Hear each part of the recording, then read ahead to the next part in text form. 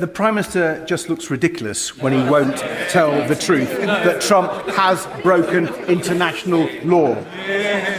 But turning to Donald Trump's next target, the Prime Minister was right to give the Danish Prime Minister his backing over Trump's threats to annex Greenland. Mr. Speaker, Geoffrey Robertson, KC, is a respected authority on international law. He's also the head of the Prime Minister's barrister chambers. And he couldn't be clearer. President Trump's actions in Venezuela are illegal. He says the United States, and I quote, is in breach of the United Nations Charter and has committed the crime of aggression, which the court at Nuremberg described as the supreme crime. Does the Prime Minister agree with his old mentor, or has he got it wrong? Well, there's plenty of things that Geoffrey and I have agreed on and disagree with over the years, but let me set out our position. It is our long-standing position that Maduro was not a legitimate president in Venezuela. And so nobody, I think, sheds any tears at his removal. And what we need, what we were saying before the weekend, and we say again, is there needs to be a peaceful transition to democracy in Venezuela.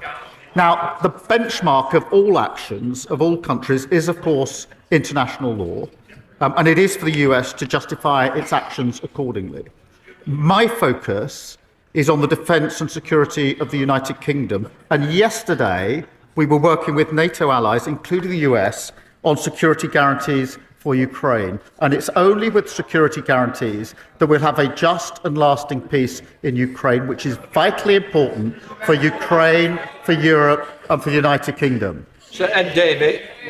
Mr. Speaker, the Prime Minister just looks ridiculous when he won't tell the truth that Trump has broken international law.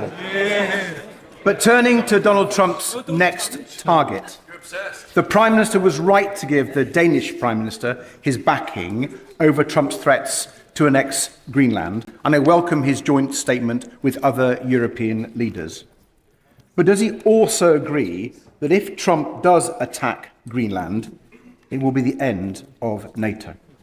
And given that frightening possibility, does he accept that the UK needs to increase defence spending more quickly than currently planned and build new alliances with reliable nations? Mr. Speaker, let me be, the Greenland issue is obviously very, very important. I thank him for raising it. The future of Greenland is for Greenland and the Kingdom of Denmark, and for Greenland and the Kingdom of Denmark alone. And yesterday, he will have seen that I put out a statement to that effect, along with fellow allies in Europe. And of course, NATO is hugely important, the single most effective and important military alliance the world has ever known. He keeps encouraging me to sort of tug away at parts of NATO and to choose between Europe and the US. That would be a strategic mistake for our country.